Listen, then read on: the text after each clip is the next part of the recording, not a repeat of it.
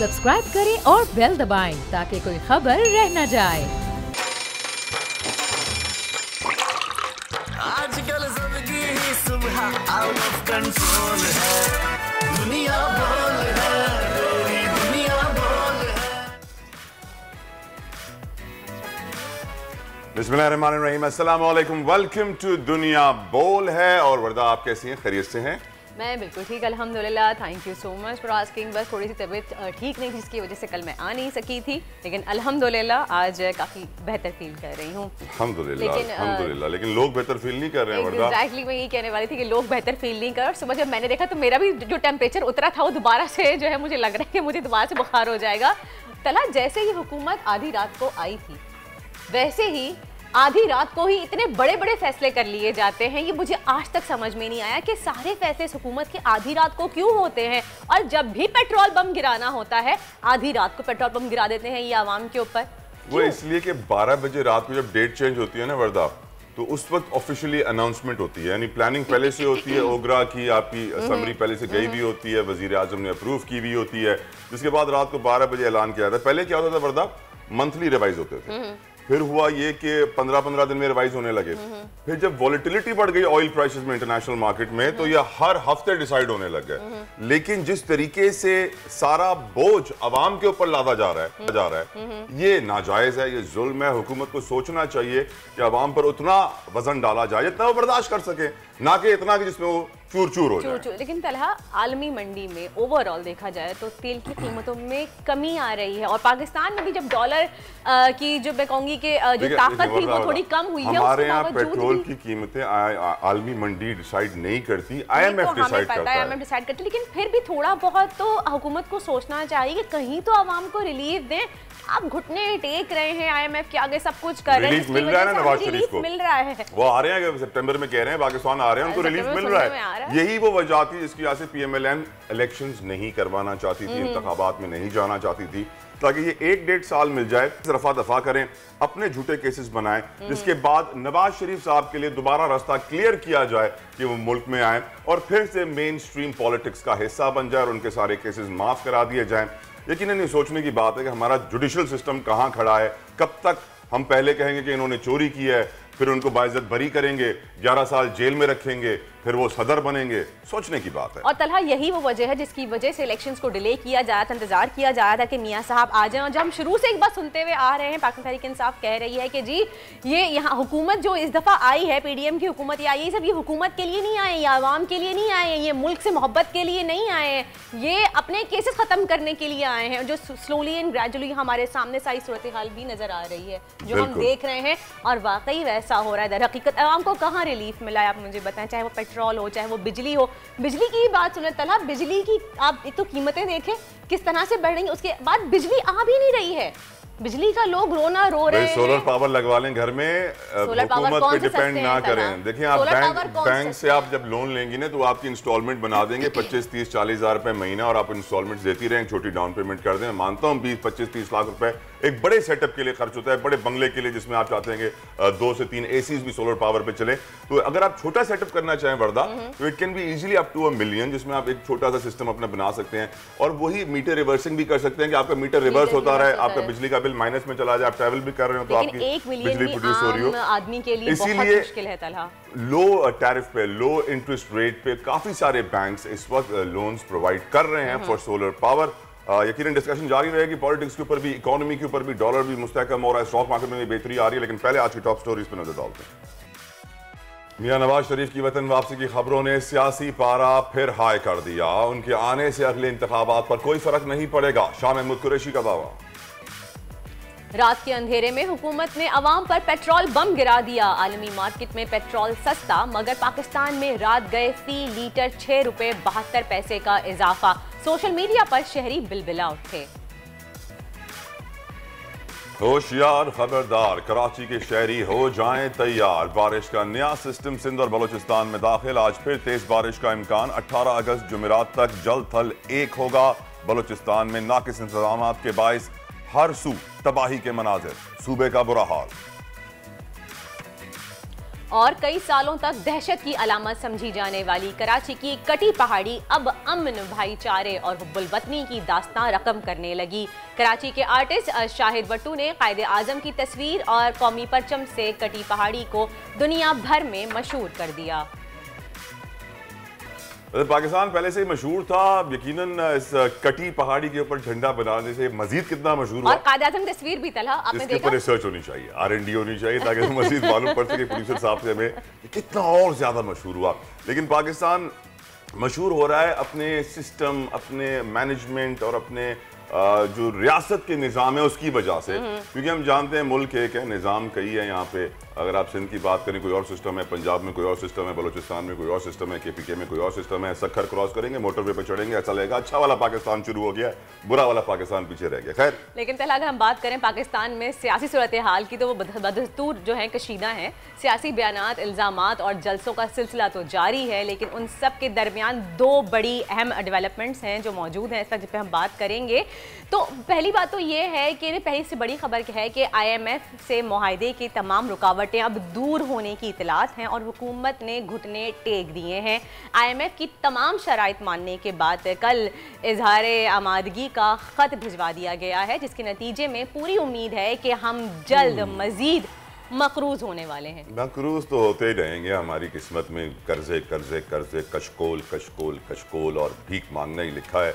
75 साल के बाद भी हमने क्या सीखा, ये वो सवाल है जो मैं अपने आप से पूछता हूँ कि हमारा मुल्क आज कहाँ खड़ा है, सियासी तौर पर, मुआशी तौर पर, मुआशरती तौर पर। हर जगह पे हम देख रहे हैं कि हालात इंतहाई बुरे हैं। आलिया हमजा मलिक साहिबा ने हमें ज्वाइन किया है, रहनुमा Pakistan Tehreek Insaf. Thank you so very much Alia for giving us your precious time.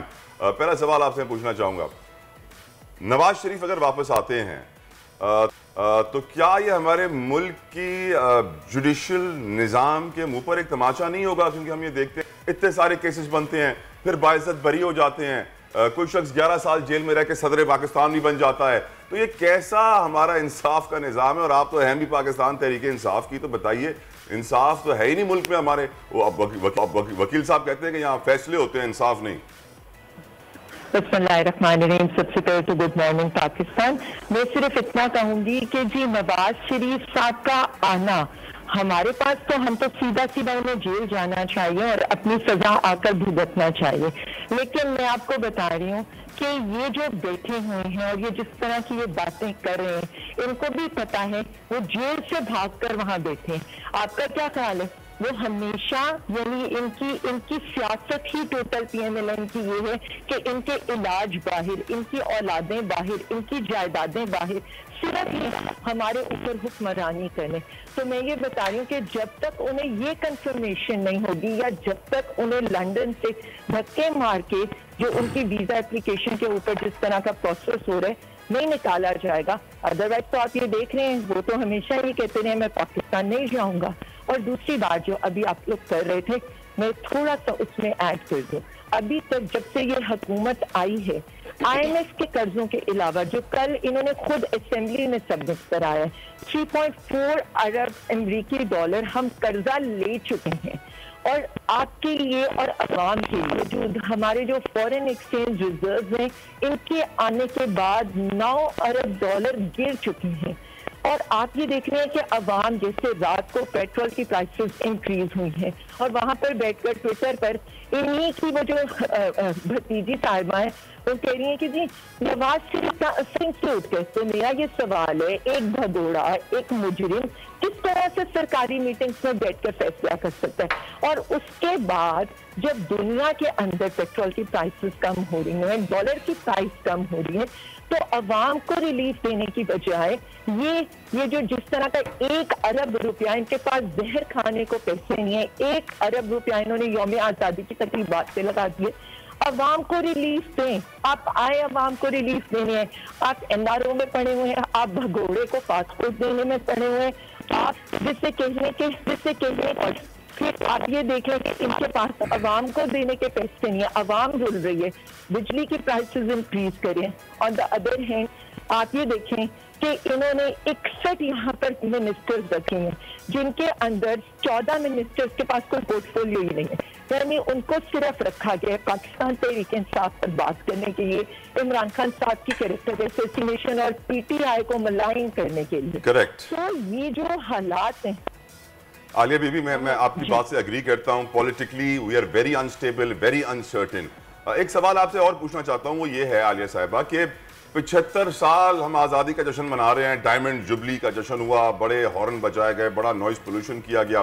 75 सालों में हमने क्या अचीव किया है? कुछ मुझे बता सकती हैं पॉलिटिकली, सोशली, इकोनॉमिकली, किसी भी फ्रंट पे?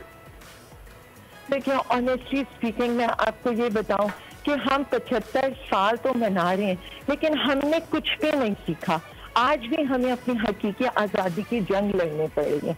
हमारा जो विजन था और चेयरमैन साहब का जो विजन था, हम यही तो चाहते थे कि एक आज़ाद और खुद मुख्तार पाकिस्तान हो जिससे अमेरिका की तरफ डॉलर्स के लिए ना देखना पड़े, जो अपने फैसले करने में खुद मुख्तार हो। और यही तो हमारी जंग है इस वक्त, और इसी के लिए तो तहरीके इंसाफ आपने देखा है ये लड़ाई लड़े। अगर रशिया से ऑयल और गंदम लेना है तो हमें ये अमेरिकी आशीर्वाद की जरूरत नहीं होनी चाहिए। अमेरिका हमारा वेंटिलेटर नहीं होना चाहिए।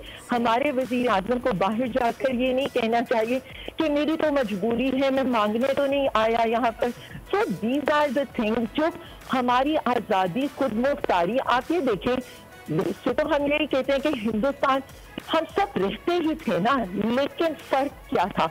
हमें इज्जत से जीना था। लेकिन आलिया साहिबा बात में जहाँ तक जी, आलिया साहिबा आपकी बात के साथ बीच में से बात ऐड करना चाहूँगी। ऐसा ये बात हम सब जानते हैं कि हम 75 सालों में हम कुछ नहीं अपने लिए अच्छा कर पाए, सही है। लेकिन मसला ये है कि हम अभी भी IMF के आगे घुटने टेक रहे हैं, सब कुछ कर रहे हैं। हम कब सीखेंगे कि हमें पैसे नहीं मांगने, हमें खुद इंडिपेंडेंट होना है? 75 सालों में हम इंडिपेंडेंट नहीं हो पाए। हाँ, अगर हम माजी पे नज़र डालें तो हम बहुत अच्छे थे, हम 80s में 70s में हम बहुत अच्छे थे, लेकिन उसके बाद इंडिया हमसे ज़्यादा मखरूज था पहले। लेकिन अब इंडिया जो है, जो हमारे साथ ही आज़ाद हुआ है, वो उसका ग्राफ आप देखें कितना तरक्की पजीर मुल्क बन गया है, लेकिन हम उतना ही डाउनवर्ड्स जा रहे हैं। हम आखिर में कब सीखेंगे? यही तो खूबसूरत बात आपने की है कि हम और इंडिया इकट्ठे आज़ाद हुए। आज इंडिया जो तरक्की की मंजिलें तय करे, फिर आप ये देखें कि बांग्लादेश हमसे ही टूटा है, लेकिन आज आप उसके एक्सपोर्ट देखें। अब मैं आपको बताऊं, पहली दफ़ा पिछले कुछ अरसे में पाकिस्तान की एक्सपोर्ट हमने कंपैटिटिव कर दी थी विद बांग्लादेश, बट अब आकर जो आज हो रहा है, आपको पता है कि इस महीने 25% एक्सपोर्ट में कमी हो गई है, 14% रेमिटेंसेस में कमी हो गई है, रोशन डिजिटल अकाउंट में लोग पैसे नहीं भेज रहे हैं। यही तो वो तरक्की करना शुरू हो रहा था। हम IMF के चुंगल से निकलने के बारे में सोच रहे थे, तो एक दफा दोबारा अंधेरों में धकेला जा रहा है। और दोबारा, क्योंकि हमारा विजन टोटल ये कि सुपर पावर अल्लाह की जात है, और हम अगर किसी से मांगते हैं तो वो रब्बे इज्जत से मांगते हैं। तो जब ये कहा जाए कि हमारा वेंटिलेटर कोई और है, हमारी सुपर पावर कोई और है, तो ये विजन नहीं चल सकता।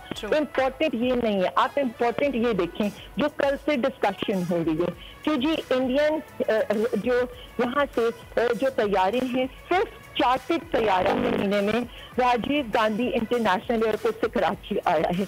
आज 12 मुसाफिर वहां से गए। फिर ये डिस्कशन हो रही है कि 245 सूटकेसेस डॉलर्स के भरे हुए दुबई जा रहे हैं। ये सब कुछ क्या हो रहा है इस मुल्क के अंदर? क्या कोई जवाब देने को हमें तैयार है?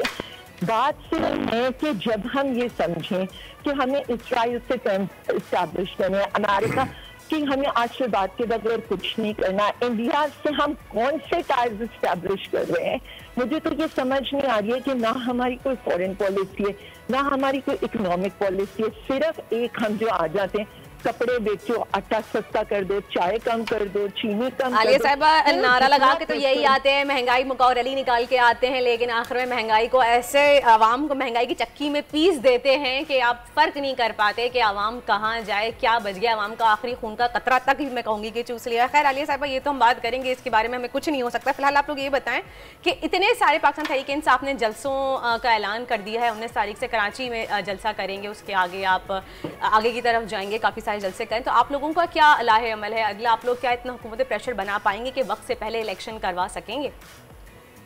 देखिए, मैं आपको बताऊं, सिर्फ एक अवाम के आगे ना कोई हुकूमत टिक सकती है और ना एक अवाम का सैलाब है जो सबको बहा के ले जाते। 17 जुलाई की एग्जाम्पल हमारे सामने है।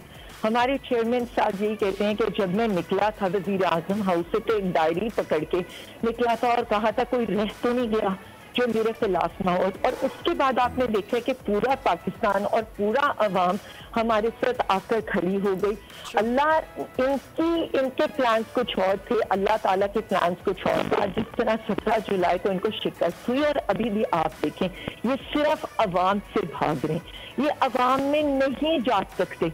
आप ये देखें ये सारे के सारे, मतलब मुझे तो हंसी आती है कि ये भड़के लगाते हैं टीवी पे आकर और सुल्तान राई जैसे गंडासियों का इनका मुकाबला नहीं कोई कर सकता और वहां पर कोई जमानत करा रहे और इस्लामाबाद 24 किलोमीटर से बाहर आने को तैयार नहीं है। इनको इतना डर है, यानी इन्होंने इतने अवाम पे जुल्म किया, ना ये अवाम में निकल सकते हैं ना आप ये मुकदमात का मुकाबला कर सकते हैं। सब चूहे की तरह इस्लामाबाद के 24 किलोमीटर बैठे हैं। हम क्या कह सकते हैं ऐसे लोगों के बारे में जो सिर्फ जिनका मकसद इक़्तिदार से चिमटा रहे हैं, जिनका मकसद सिर्फ ये है कि हम अवाम तकलीफ में 40% की महंगाई होगी लेकिन ये इक़्तिदार छोड़ने को तैयार नहीं है। बहुत बहुत शुक्रिया, बहुत बहुत शुक्रिया। पाकिस्तान तहरीक इंसाफ की सीनियर रहनुमा आलिया हमजा साहिबा हमारे साथ मौजूद। आपको बेहद मशकूर, आपने कीमती वक्त हमें दिया। आपने जिक्र किया बांग्लादेश का, तो मैं अपने व्यूअर्स को बताना चाहूंगा कि बांग्लादेश आज हमसे आगे क्यों है। बांग्लादेश से, पाकिस्तान से बहुत सारे टेक्सटाइल यूनिट्स बांग्लादेश जा चुके हैं। वहां पे 3 से 6 महीने में प्री फैब्रिकेटेड 16 मंजिला इमारत खड़ी कर दी जाती है। वहां पे जब फॉरेन इन्वेस्टर आता है तो जो बांग्लादेशी लोकल्स वहां पे उसको रिसीव करते हैं वो उसका हाथ चूमते हैं। फॉरेन इन्वेस्टर सर पे रखते हैं उसका हाथ। मेरे एक बड़े अच्छे दोस्त एक्सपोर्टर हैं, वो टेक्सटाइल के, वो वहां गए और उन्होंने बताया कि मैंने $5000 भरे अपनी फीस के, अपने प्रोसेसेस के, अपने प्रोसीजर्स के, अपने चालान्स के, कि मेरा नंबर वगैरह, टैक्स नंबर, ये नंबर वो नंबर सब जनरेट हो जाए।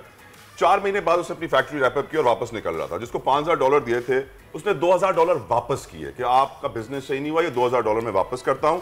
वहां पर जिस तरीके से इन्वेस्टर्स को facilitate, cost of doing business, ease of doing business के लिए पॉलिसीज क्रिएट की जाती हैं, वेलकम किया जाता है, ना कि ये बोला जाता है कि यहां भी रिश्वत दो, यहां भी रिश्वत दो, यहां भी रिश्वत दो। अब देखते हैं आपका काम होता है कि नहीं होता है, शायद हो शायद ना हो, 50-50 है। हमारे एक्सपोर्टर्स इस वक्त रुले हुए हैं, मुश्किलात का शिकार है। यार्न जो टेक्सटाइल की बहुत इंपॉर्टेंट इनपुट है, रॉ मटेरियल है, हम एक्सपोर्ट कर देते हैं, महंगा इंपोर्ट करते हैं। डेनिम पाकिस्तान में जो प्रोड्यूस होता है वो वर्ल्ड क्लास डेनिम है, वर्ल्ड का बेहतरीन डेनिम है। वो पूरे के पूरे रोल बांग्लादेश चले जाते हैं, टर्की चले जाते हैं, वहां पे रेडीमेड उसके अपैरल्स तैयार होकर फिर एक्सपोर्ट होते हैं। तो हम अपना रॉ मटेरियल बाहर भेजते हैं ताकि वो लोग फिनिश गुड बना के उससे वैल्यू एडिड टैक्स कमाएं, वैल्यू एडिशन करें, अपनी इकोनॉमी में एक्सपोर्ट करें।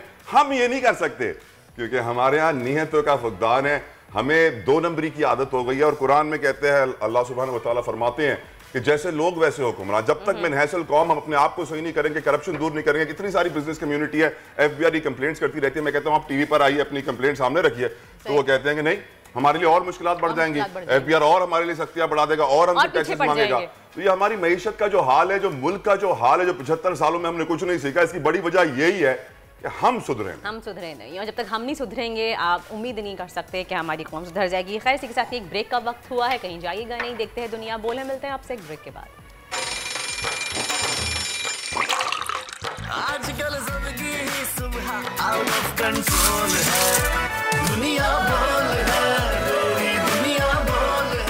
Welcome back after the break. आप देख रहे हैं दुनिया बोल है और अब बात कर लेते हैं कुछ खेल के मैदान से। पाकिस्तान और नीदरलैंड के दरमियान 3 वनडे मैचों की सीरीज का पहला मैच आज खेला जाएगा। जी हाँ, यकीनन इंपॉर्टेंट सीरीज है। नीदरलैंड्स में सीरीज खेली जा रही है, लेकिन नीदरलैंड वैसे इतनी स्ट्रॉन्ग टीम नहीं है। Pakistan has always been the Asian champions. तो मेरी नज़र में 1 साइडेड मैच होगा, लेकिन अगर पाकिस्तानी टीम ने अच्छा परफॉर्म नहीं किया, जो कि आप जानते हैं कुछ भी हो सकता है, कभी भी हो सकता है, it's never over until it's over, anything is possible till the last ball. तो यकीनन ये मैचेस बहुत इंपॉर्टेंट है पाकिस्तान की रैंकिंग के लिए, पाकिस्तान की इस वक्त मोराल के लिए। पाकिस्तानी टीम के खिलाड़ी की कितनी अपनी फतवाहत समेटेंगे, उतना ही उनके लिए अच्छा होगा और उनका मोराल और उनकी मोटिवेशन बढ़ेगी। और हमारे साथ मौजूद हैं इस वक्त स्पोर्ट्स एक्सपर्ट हमारे साथ हैं अहमद कुरैशी, उनसे बात करेंगे और जानेंगे कि उनकी राय क्या है। जी अहमद कुरैशी साहब, वेलकम टू दुनिया बोल है। जी अस्सलाम वालेकुम, आई होप आप सब लोग खैरियत से होंगे। Thank you for having me. वालेकुम अस्सलाम अहमद साहब, thank you so much for giving us your time. अच्छा अहमद साहब, ये बताइएगा कि आप क्या कहेंगे कि अभी जो टीम की सिलेक्शन हुई है नेदरलैंड खेलने के लिए, उस पर काफ़ी डिबेट चल रही है, काफ़ी सवाल उठाए जा रहे हैं, तो आपको क्या लगता है सिलेक्शन के हवाले से टीम की, क्या ये सही है? देखिए क्या नेदरलैंड की सिलेक्शन, क्या एशिया कप की सिलेक्शन, अगर हम दोनों की देखें तो मुझे तो लगता है कि पीसीबी की सिलेक्शन कमेटी को जो है वो शौक है सब तनकीदों का जो रुख है वो अपनी तरफ मुड़वाने का और अपना मजाक उड़वाने का। क्योंकि अगर आपको याद होगा तो T20 वर्ल्ड कप में भी लास्ट ईयर इसी तरह की सिलेक्शन हुई और उसके बाद जो है फिर हमने देखा कि 3 से 4 प्लेयर्स जो थे उनको चेंज करना पड़ा किसी तरह। और नेदरलैंड के पर्टिकुलरली में बात करूँ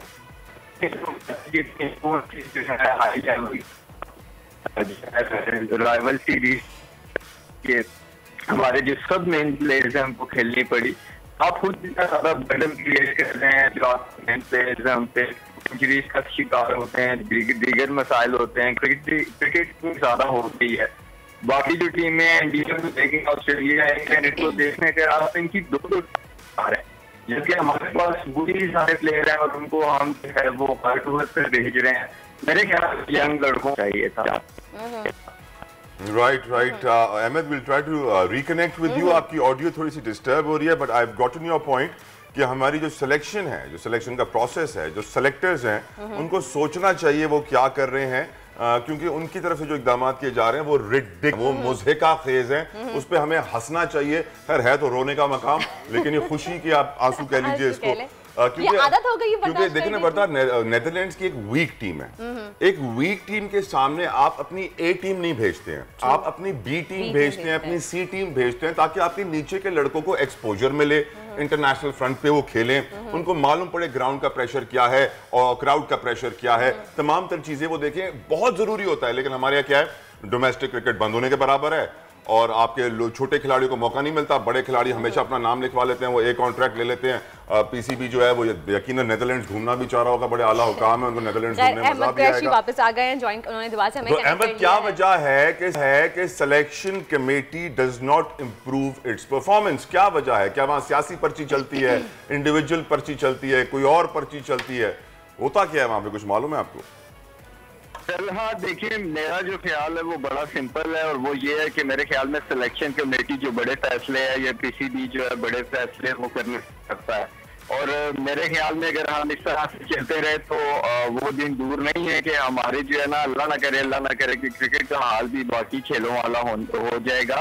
ये सोचना पड़ेगा कि हमने क्या इन्हीं प्लेयर्स को, ठीक है हमें पता है कि हमारे टॉप परफॉर्मर हैं बाबर आजम, रिजवान या शाहीन आफरीदी, लेकिन क्या जरूरी है कि हम छोटी टीम्स के खिलाफ भी इन्हीं प्लेयर्स को लेके जाएं?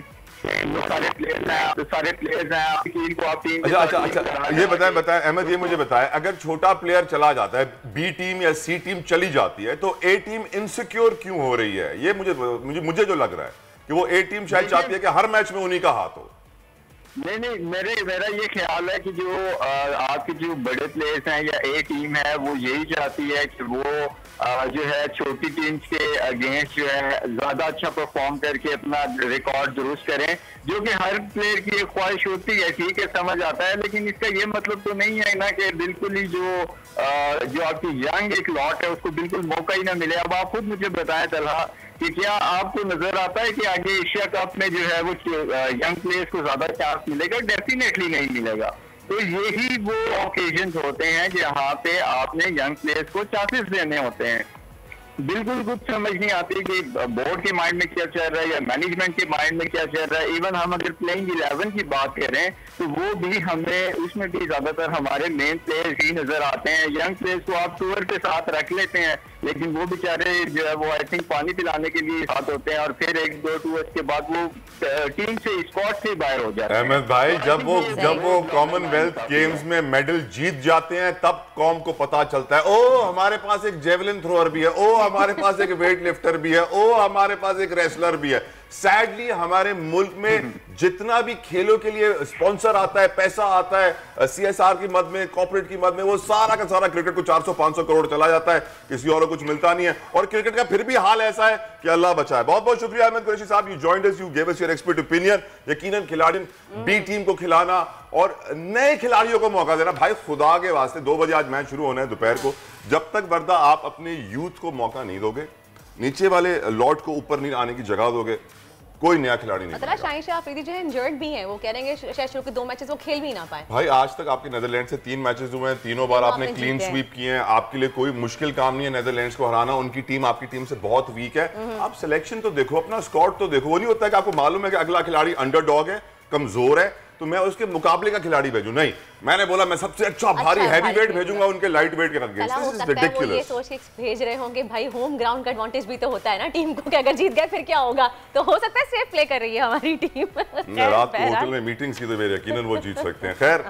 आगे बढ़ते हैं, कराची का जिक्र करते हैं। कराची की सड़कें, आजकल मैं गाड़ी जब चला रहा होता तो मुझे अच्छा लगता है road of road, road of road, यानी सड़क शुरू हुई खड्डा आ गया, फिर सड़क शुरू हुई पानी का तालाब आ गया, फिर सड़क शुरू हुई फिर खड्डा आ गया। कराची के तमाम तरह इलाके, मैं नहीं बोलूंगा कि डिफेंस के इलाके सही हैं, गुलशल के इलाके खराब है, नाजा पूरा कराची इस वक्त खड्डों का एक मंजर पेश कर रहा है। गाड़ियां चलाना यानी कि घंटों ट्रैफिक में फंसना, महंगा तेल जलाना, गाड़ी को अलग तबाह करना, मतलब ये चाहते क्या है कराची वालों से? लग ये रहा है कि इंतजामिया ने सोच लिया है कि जब इलेक्शंस आएंगे ना, उसके बस 4 दिन पहले काम करेंगे, वोट लेंगे, फिर सो जाएंगे, क्योंकि भुट्टो जिंदा है ना, सिंध तरक्की नहीं कर सकता। लेकिन तलहा सूरत हाल देखें, बरसाती पानी के बायस शहर की गलियों का हाल तो बेहाल ही है, मगर इन शाहराओं का भी बहुत ही बुरा हाल है। जगह जगह आप देखें गटर खुले हुए हैं और कचरे के ढेर लगे हुए हैं, मक्खियां आ रही हैं, जर्म्स हो, जिसकी वजह से वायरल इन्फेक्शन इतने ज्यादा बढ़ चुके हैं, डायरिया, गैस्ट्रो, और उसके अलावा वायरल इन्फेक्शन ऐसे हो रहे हैं कि आपको पता नहीं चला हाई ग्रेड फीवर हो रहा है, आप टेस्ट करवा दें, पता नहीं चल रहा कि रीजन क्या है, सिर्फ गंदगी, बुरा हाल। और आप सिर्फ और सिर्फ आपकी गाड़ियों का बुरा हाल नहीं है, इंसान का ही बहुत बुरा हाल है। रोड पे चलना मुहाल हो गया है, बाहर निकलना मुहाल हो गया है। खैर हम बात करेंगे, हमारे साथ मौजूद हैं साबिक डिप्टी मेयर हैं अरशद वोहरा साहब, उनसे जानते हैं और बात करते हैं कि जी आखिर कब तक कराची की सूरत हाल ऐसी रहेगी और ये सही क्यों नहीं हो रही। जी वोहरा साहब बताइएगा। कराची लावारिस है, यतीम है, कब मिलेगा इसको इसका बाप? देखें लावारिस है, यतीम है, बिल्कुल सही बात है। ये बारिशों में सबको पता है कि बारिशों में जो हाल हो जाता है हमारी सड़कों का, इस दफा तो ज्यादा ही हो गया है। सवाल आप उनसे पूछें जिन लोगों को अपने इलाके में 14 MNA और फिर पीपल्स पार्टी को जो फंड मिलते हैं, वो फिर मुत्तहिदा कौमी मूवमेंट के MNA, उनको जो फंड मिले हैं अरबों रुपए के इंफ्रास्ट्रक्चर के लिए, उनसे सवाल करें। 55 करोड़ रुपए मिले हैं। अच्छा चले, वो तो खैर बोल रही है कि वो पैसा खा जाते हैं, कोई लगाते तो है नहीं, ये तो कराची वालों को अकल आ जानी चाहिए। लेकिन इसके अलावा आज कम से कम इतना तो ये कर सकते थे कि यार ये जो मोटी होती है या गाढ़ा होता है, इसकी कोई कॉस्ट नहीं है, टेम्पररी। हमें भी पता है कि अगली बारिश हो जाएगी, बह जाएगा। भाई अगर अगली बारिशों में आपने बनाना है, कम से कम आवाम की कन्वीनियंस के लिए फिलहाल वो गाड़ा डाल के और कम से कम उसको रोड को ड्राइवेबल तो बना दें। उस पर जो गिरते हैं, ट्रक पलट जाते हैं, आप देखें मोटरसाइकिल वाले बेचारे गिर जाते हैं, एक्सीडेंट्स हो रहे हैं, इसका जिम्मेदार कौन है? अर्शद साहब खता कलामी के लिए माजरत, लेकिन मुझे ये बताइए कि हमारे यहाँ रोड ऐसे बनते क्यों हैं कि 1-2 बार की बारिशें ही बर्दाश्त नहीं कर पाते? हमारी सड़कें तो कराची की वैसे ही टूटी हुई होती हैं, 1-2 बारिशें ही बर्दाश्त नहीं कर पाती हैं, और अब तो पता था कि हर साल बारिश हो रही है। हम तो हमें तो अच्छी तरह पता है, हम अपने इलाके में जो सड़कें बनवाते थे ना, तो जो उसकी SOPs हैं, जो उसके स्पेक्स हैं, हम तो उसको फॉलो करते थे। देयर आर स्पेक्स, हमारे पास रोड बनाने के लिए स्पेसिफिकेशन मौजूद है, और फिर जब उसके ऊपर 2 इंच की बिटुमेन की कोटिंग होनी चाहिए, और 2 इंच की कोटिंग हम खुद जाकर चेक करके देखें कि 2 इंच की कोटिंग हो रही है या नहीं हो रही। यहाँ तो सड़कें वो इस तरह बनाते हैं कि बस किसी तरीके से 100 रुपए का काम है तो 10 रुपए में काम हो जाए, 90 रुपए जो है उससे मिल पाए, ये सिलसिला चल रहा है। कराची का यकीनन कोई पुसाने हाल नहीं तो इसमें चेक एंड बैलेंस क्यों नहीं होता? सॉरी, चेक एंड बैलेंस क्यों नहीं होता? रीचेक क्यों नहीं किया जाता? जब सड़कें बन जाती हैं तो उनका अप्रूवल भी तो दिया जाता है ना, कि ओके कहा जाता है कि जी ये इस काबिल है कि इस पे गाड़ियां छोड़ दी जाएं। अब काम कर रही है, जब सरकार ही ये काम कर रही है तो चेक एंड बैलेंस जब काम करवाने वाला ही चोर है तो फिर कौन चेक एंड बैलेंस करेगा? ऑब्वियस सी बात है वोरा साहब। जब आपके चौकीदारी चोर हैं, जी जी, चौकीदारी चोरों के साथ मिल गए हैं। लेकिन तो वोरा साहब अलमिया एक और भी है, अलमिया ये भी है वोरा साहब कि चले हुक्मरान सियासी पार्टीज तो आते हैं लूट खसूट और भुट्टो जिंदा है तो सिंध तरक्की नहीं करेगा, अनवर मकसूद साहब ने खूब बात की, लेकिन ब्यूरोक्रेसी, जब ब्यूरोक्रेट्स पंजाब में होते हैं, फेडरल में होते हैं, तो उनकी परफॉर्मेंस, उनकी तरफ जो वो काम करवा रहे होते हैं, जो सड़कें बनवा रहे होते हैं, जैसे ही वो सिंध में आते हैं वो कहते हैं अब कमाने का मौका मिलेगा, अब मैं इतना कमाऊंगा कि फिर जो है ना मुझे अगले पूरी जिंदगी जो है ना रिलैक्स करना हो, फिर काम ना करना हो। अब सिंध में आने के बाद हर कोई हाथ क्यों खोल देता है अपने? Because they have to follow the instructions of their bosses. उनको अपने जो उनके ऊपर हुक्मरान हैं, देखें ब्यूरोक्रेट्स को भी, तो अगर ब्यूरोक्रेट्स को आप जो भी मिनिस्टर कह लें या जो भी ऊपर बैठा हुआ है वो ये कहते कि भाई मुझे इस काम में परफेक्शन चाहिए, मैं इस काम की परफेक्शन को खुद तमाम SOPs के हवाले से चेक करूंगा, तो फिर ब्यूरोक्रेट तो क्या कोई भी हो वो काम, लेकिन जब काम कराने की वेली नहीं है, सबको पता है कि हमने पैसा खाना है, तो फिर पैसा ही खाएंगे ना। फिर किस तरीके से? वोरा साहब 28 अगस्त को बल्दियाती इंतखाबात यकीनन सिंध के अहम अजला में हो रहे हैं, उनकी तैयारी, उनकी कैंपेन, इस हाल में जब कराची पूरा डूबा हुआ, टूटा हुआ, टुकड़े टुकड़े नजर आ रहे हैं हमें, लोग घंटों सड़कों पे गुजार रहे हैं, धक्के खा रहे हैं, गंदे होकर दफ्तर पहुंच रहे हैं, स्कूल पहुंच रहे हैं, मोटरसाइकिल पे लोग बैठे हुए, ऐसे में इनको वोट देते वक्त क्या सोचना चाहिए? मुझे लग रहा है यही है कि फिर से वो वोट देते वक्त सब भूल जाएंगे कि हम। देखिए, मैं तो बिल्कुल एक हक की और सच की बात करूंगा कि पिछले 30 सालों में अगर किसी ने डिलीवर किया है तो मुस्तफा कमाल ने डिलीवर किया है। लोगों को पता है, देख लें, पूरा हिस्ट्री देख लें कि उन 30 सालों में वो 5 साल जो मुस्तफा कमाल के थे, उस वक्त कराची दुनिया में तेज रफ्तार से तरक्की करने वाले शहरों में शामिल था। उस वक्त का चीफ जस्टिस जो है वो दूसरे शहरों में जाके, बड़े शहरों में जाके अपने इलाके में, अपने शहर के मेयर को कहता था अगर किसी को काम देखना है तो जाके मुस्तफा कमाल। आज का चीफ जस्टिस जो है वो मुत्तहदा कौमी मूवमेंट के जो मेयर थे उनसे कहता था यार तुम्हारा टेन्योर कब खत्म हो रहा है, खुदा का वास्ता जान छोड़ो आवाम का। ये फर्क है। देखिए, किरदार का फर्क होता है, डिलीवरेंस का फर्क होता है, विजन का फर्क होता है। एक आदमी जिसका विजन ही सिर्फ काम करना और डिलीवर करना, वो डिलीवर करके दिखाएगा, और एक आदमी जिसका विजन ही जो है और उसके साथ उसकी टीम का विजन ये है कि उसने जो है पैसा कमाने के लिए आना है। मुझे बता दें ना, कोई एक काम बता दें। देखें, इस शहर पर मुत्तहदा कौमी मूवमेंट ने भी राज किया है, इस शहर पर पीपल्स पार्टी ने भी राज किया है, सूबे पर राज किया है। मुझे कोई एक काम, मुझे कोई हम कह सकते कि हाँ ये पूरे मेगा प्रोजेक्ट इन्होंने किया है। आपके सामने ग्रीन लाइन बस जो है पता नहीं रो रो के चलनी थी नवाज शरीफ के दौर में और आके इमरान खान के बिल्कुल एंड में चली, वो भी इनकम्प्लीट। तो कराची को तो लोगों ने जो है, मतलब तो वो दूध देने वाली गाय है जिसको अगर आप चारा नहीं दोगे तो फिर तो कराची का पूरा मुल्क सफर करेगा। और अब नजर आ रहा है, खुदा ना खास्ता अल्लाह ना करे, अब भी अगर अवाम ने सही फैसला नहीं किया तो खुदा ना खास्ता पूरा मुल्क सफर करेगा। वोरा साहब, आपको ये लगता है कि वाकई अवाम के फैसले पे ही सब कुछ होता है कि या खुद से भी ठप्पे पे ठप्पे लग रहे होते हैं? नहीं, अवाम के फैसले पे सब कुछ होता है। अवाम चाहे तो एक दिन में उठा के फेंक दें सब लोगों को। अवाम को देखें, अवाम भी अनफॉर्चुनेटली इतने ज्यादा परेशान और इतने ज्यादा यूज टू हो चुके हैं कि अवाम मायूस भी हो चुके हैं। जो है वो कचरा, बिल्कुल मायूसी है। आपको कचरा कौन सी जगह, मुझे कोई एक जगह बता दें। ये देखें, पहले पीपल्स पार्टी वाले एडवर्टाइजमेंट चला रहे थे साफ कराची, और ये पता नहीं कौन सा वाला कराची दिखा रहे थे जिसमें सॉलिड वेस्ट मैनेजमेंट की। अरे वोरा साहब, हद तो ये थी कि इलेक्शन से 2-3 दिन पहले कैंपेन शुरू कर दी थी। हर चैनल पे 15-15 मिनट गवर्नमेंट ऑफ सिंध के ऐड चल रहे थे, इलेक्शन कमीशन ऑफ पाकिस्तान खामोश था। अब ऐडों में चल रहा है कि सिंध तरक्की कर गया। हकीकत ये थी जैसी बारिशें शुरू हुई वो बंद हो गए, बसों पे आ गए, क्योंकि बसें सिर्फ एक रह गई दिखाने को। अब दिखाने को बसें रह गई। हम यही पूछ रहे थे, मैं तो वो with all due respect to my brother and friend Feroz Sawari, उसमें एडवर्टाइजमेंट है, हमारी एक मॉडर्न पोस्ट एडवर्टाइजमेंट थी, उनसे पूछे भाई ये तुम कौन कौन सा शहर में जाके तुम लोगों ने एडवर्टाइजमेंट की है, कम से कम यार तुम लोग तो सच बोलो, तुम तो कराची के सुकून हो। पैसे हैं सर, पैसे सबको खरीद लेते हैं सर। आर्टिस्ट अगर खरीदे जा सकते हैं तो सोचिए लोगों को खरीदना कितना आसान होगा। एक कहावत है ना सर जी, पैसा बोलता है। पैसा बोलता है, पैसा जिस दिन आवाम बोली उस दिन पैसा वैसा कुछ नहीं बोलेगा, उस दिन फिर जो है ना आवाम इनसे हिसाब लेगी, इनके घरों तक पहुंचेगी आवाम, उनका घरों से निकलना मुश्किल होगा।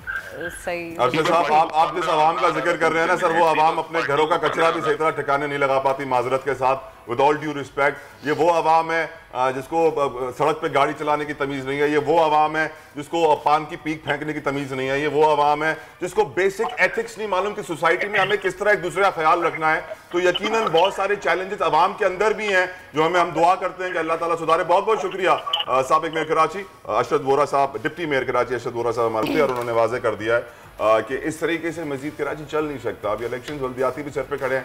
मुस्तफ़ा कमाल की वो तारीफ कर रहे थे, तारीफ कर रहे थे कि उनको वोट मिलना चाहिए। वो वाहिद ऐसे शख्स हैं जिन्होंने कराची का इंफ्रास्ट्रक्चर अपने पैरों पर खड़ा किया, लेकिन कराची को इस वक्त बाप चाहिए। ये लावारिस और यतीम कराची अब रो रहा है। तलहा उन्होंने भी बात क्लियर कर दी कि लोग उनसे भी तंग आ गए थे कि भाई अब जाओ, छोड़ो हमारी जान छोड़ो, कि जो सही से काम करे उसको भी लोग काम करने नहीं देते। ये भी एक मसला है ना ऑब्वियसली, क्योंकि हमारे यहाँ चोरी चकारी 2 नंबरी इतनी ज्यादा है। जैसे ही आप उनको वो 2 नंबर काम करने से रोकोगे, वो आपका गिरबान पकड़ लेंगे, आपके गले में हाथ डाल देंगे, छुरी फेर देंगे, बोलेंगे मेरे पैसे बंद नहीं होने चाहिए, मेरे पैसे बंद हो गए तो मुश्किलात हो जाएगी। खैर थोड़ा सा मूड को लाइटर करते हैं। कि जब हम पाकिस्तान की और कराची की, सिंध की स्पेशली बात करते हैं, हमारे दिल खून के आंसू रोते हैं, और जितने भी हमें बोला जाए कि खामोश हो जाए, बस करें, हमारे दुख जो है ना अंदर के अल्लाह भुट्टो को पता नहीं कितना वक्त और जिंदा रखे, पता नहीं।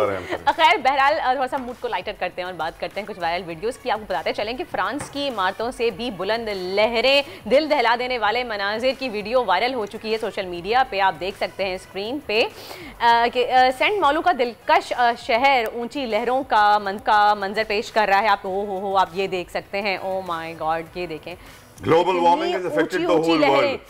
और यकीनन ये लहरें एक तरफ यहाँ पर बढ़ रही हैं, और फ्रांस में ही ऐसे जंगलात हैं जिनको आग लगी हुई थी, जिनकी आग बुझाने के लिए उनको दीगर यूरोपीय ममालिक से जहाज मंगाने पड़े। तो इस वक्त climate change is a huge threat to the world. हमें सोचना चाहिए किस तरीके से हम अपना कार्बन फुटप्रिंट कम करें, ग्रीन फुटप्रिंट बढ़ाएं, किस तरीके से हम अपनी गाड़ियों को इलेक्ट्रिक गाड़ी बना दें। कब तक हम पेट्रोल जलाते रहेंगे, कब तक हम महंगी बिजली से रहेंगे। पाकिस्तान ने इलेक्ट्रिक गाड़ी इंट्रोड्यूस भी करवाई नहीं है, वो आएगी 2025 में। अभी सिर्फ उसको एक डमी बना के आपको दिखाया गया है। ब्रेक के लिए कहा जा रहा है कंटिन्यू, ब्रेक की तरफ जाने पड़ते हैं। मिलते हैं आपसे एक ब्रेक के बाद। कीप वॉचिंग दुनिया बोल है जी। तो आजकल जिंदगी ही सुबह आउट ऑफ कंट्रोल है, दुनिया बोल है, तेरी दुनिया बोल है। आजकल जिंदगी ही सुबह आउट ऑफ कंट्रोल है, दुनिया बोल है, तेरी दुनिया बोल है। वेलकम बैक टू दुनिया बोल है। और अब बात कर लेते हैं कुछ वेदर के हवाले से। अगर वेदर की बात की जाए तो कराची वालों के लिए बारिश की एक नई पेशगोई दोबारा सामने आ गई है। वैसे तो मौजूदा स्पेल के हवाले से कहा जा रहा था कि ये शायद 16 अगस्त के बाद कमज़ोर हो जाएगा, लेकिन अब इंफॉर्मेशन में ज़रा सी कुछ चेंजेस आई हैं। आज से 18 अगस्त तक यानी कि जुमेरात तक सिंध और बलूचिस्तान में तेज़ बारिशों का इम्कान है। जैसे कि आप स्क्रीन पे देख सकते हैं कराची में किस तरह से पूरे बादल छाए हुए हैं। और आज शाम से, और बल्कि कल रात को भी हमने देखा कि इस स्पेल की वजह से कल रात भी कई इलाकों में हल्की बारिशें हुई हैं। और आज से लेकर 17 अगस्त तक यानी कि जुमेरात तक तेज़ बारिशों का इम्कान है। और बहरा अरब की जानिब से तमाम बादल कराची की जानिब, सिंध की जानिब बढ़ रहे हैं। और महकमा मौसमियात के मुताबिक हवा का दबाव कम हुआ है, बहरा अरब में मौजूद है। इसकी वजह से सिस्टम ने कल रात से कराची, सजावल और ठट्टा में बरसात की है। अगर दर्जा हरारत की बात की जाए तो कराची में कम से कम दर्जा हरारत 27 डिग्री है, जबकि ज़्यादा से ज़्यादा 31 डिग्री रहने का इम्कान है। दूसरी जानिब अगर हम पंजाब की बात करें तो लाहौर समेत कई शहरों में बादलों के डेरे कायम हैं। आप देख सकते हैं लाहौर में भी अभी फ़िलहाल इतने नज़र नहीं आ रहे, लेकिन यहाँ पे भी बादलों के डेरे जो हैं नज़र आ रहे हैं हमें, पंजाब की जानिब बढ़ रहे हैं। और जबकि अगर हम बात करें कि पंजाब के शहरों की, वहाँ पर भी बहुत ज़्यादा हब्स की कैफियत रहेगी और लेकिन बारिशों के इम्कान इतने ज़्यादा फ़िलहाल नहीं है। जबकि हम अगर जिक्र करें दर्जा हरारत की तो वहाँ पे कम से कम दर्जा हरारत 27 डिग्री जबकि ज़्यादा से ज़्यादा 32 डिग्री रहने का इम्कान है। अगर बात की जाए इस्लामाबाद की तो वहाँ आज मौसम अबर आलूद रहेगा और बारिश की पेशगोई की गई है। जबकि खैबर पख्तूनख्वा की बात करें तो कम से कम दर्जा हरारत 26 जबकि ज़्यादा से ज़्यादा 29 डिग्री तक जाने का इम्कान है। और दूसरी तरफ KPK के कई शहरों में बारिशों का भी इम्कान है।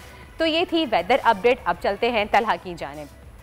जितने बादल इस वक्त ग्राफिक्स में वर्दाने में दिखाए हैं, मैं बड़ा परेशान हो रहा हूँ कि क्या मैं घर वापस पहुँच पाऊँगा। कराची में होता यह है कि आप घर से निकल तो जाते हो पर मालूम नहीं होता घर वापस आओगे कि नहीं आओगे, क्योंकि यहाँ पे सड़कें, बारिशें, पानी, तालाब, कहीं भी नदी नाला बह सकता है, कहीं भी गड़ा निकल सकता है। लेकिन बलूचिस्तान के इस वक्त हालात काफ़ी सीरियस हैं। कराची से भी ज़्यादा सीरियस बलूचिस्तान के हालात हैं। बारिशों के बाद वहाँ पर सैलाबी सूरत हाल ने मकामी लोगों को बड़ा परेशान किया हुआ है। डेरा बुगटी, कोहलू, मूसा खेल, किला अब्दुल्ला हर सू तबाही का मंजर पेश कर रहा है। पिछले 2 दिनों में मजीद 8 अफराद जाँ भाग हो गए। इस वक्त बलूचिस्तान की क्या सूरत हाल है ये जानने के लिए हमें ज्वाइन कर रही हैं तर्जुमान बलूचिस्तान हुकूमत फरा अजीम साहिबा। फरा साहिबा, thank you so very much for giving us your precious time. My question to you is, इस वक्त रिलीफ वर्क कहाँ पहुँचा है? NDMA की क्या रिपोर्ट्स आपके पास मौसूल हो रही हैं और तबाही के हवाले से भी क्या अपडेटेड नंबर्स हैं आपके पास? प्लीज़ हमें अपडेट कीजिएगा।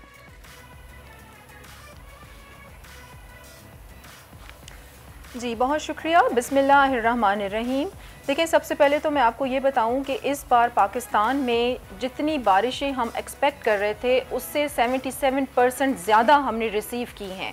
और फिर बलूचिस्तान की सूरत हाल आप लोगों के सामने है। और ये स्पेल जो है अभी ये प्रेडिक्शन की गई है कि ये 18 ऑफ दिस मंथ ये जारी रहेगा।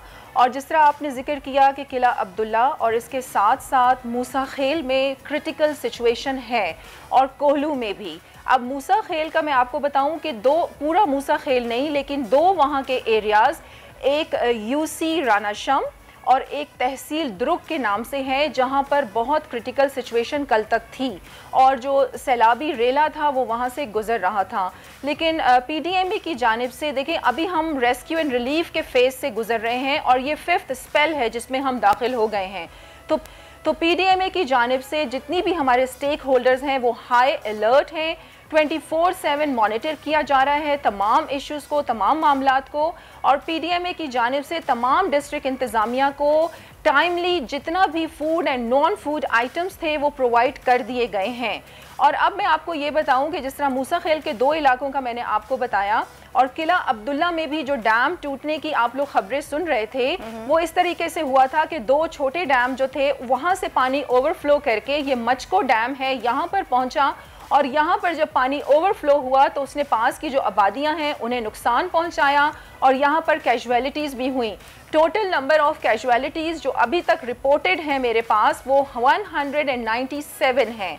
और अभी आपको पता है कि अभी दोबारा से ये जो स्पेल है तो जो सारी टीम्स हैं वो मुतहरिक हैं और सब अब रेस्क्यू एंड रिलीफ के फेज़ से गुजर रहे हैं। यहाँ पे तलहा मैं आपको एक बात बताऊं, देखें बारिशें तो हर साल होती हैं और इसी किस्म के सैलाब की सूरत हाल का सामना हमें करना पड़ता है। लेकिन इस बार चीफ मिनिस्टर ने जो इंस्ट्रक्शंस दिए हैं जिस पे हमने एक्सपर्टीज़ को भी इन्वॉल्व कर लिया है, NDMA PDMA को भी इन्वॉल्व कर लिया है कि साथ के साथ जो गलतियाँ थीं हमें उसे सुधारना भी है क्योंकि ये बहुत कीमती जाने हैं। ये 197 ये बहुत कीमती जाने हैं जिसका बेहद हमें अफसोस है। हालांकि कंपनसेशन फंड जो चीफ मिनिस्टर की जानिब से और प्राइम मिनिस्टर की जानिब से जो जारी किया गया था वो ऑलमोस्ट डिस्ट्रीब्यूट कर दिया गया है। हम उनकी जानों का अजाला तो नहीं कर सकते इतने बड़े नुकसान का, लेकिन इस कंपनसेशन फंड से कुछ ना कुछ उनकी जो नुकसानात हैं उनको हम कम कर सकते हैं। और यहाँ पर मैं तला आपको ये बताऊं, देखें लॉन्ग टर्म प्लानिंग होना बहुत ज़रूरी था। ये बिल्कुल अब मैं अब तनकीद ही किसी की मैं ये कहूँगी कि ये हमारी गलती है। मैं पिछली हुकूमत को कहती भी नहीं हूँ, तनकीद बनाए तनकीद हम करेंगे ही नहीं। हालांकि हमें अभी 8 माह हुए हैं अपनी हुकूमत संभाले हुए। तो लॉन्ग टर्म प्लानिंग कि किसी भी नेचुरल डिजास्टर से निपटने के लिए आपको बिल्कुल टाइमली प्रिपेयर होना चाहिए ताकि इस किस्म के नुकसानात से बचा जा सके। और बलूचिस्तान तो बिल्कुल भी ऐसे नुकसानात का मुतहम्मिल नहीं हो सकता क्योंकि हम पहले ही बाकी सूबों से कहीं ज़्यादा पीछे हैं।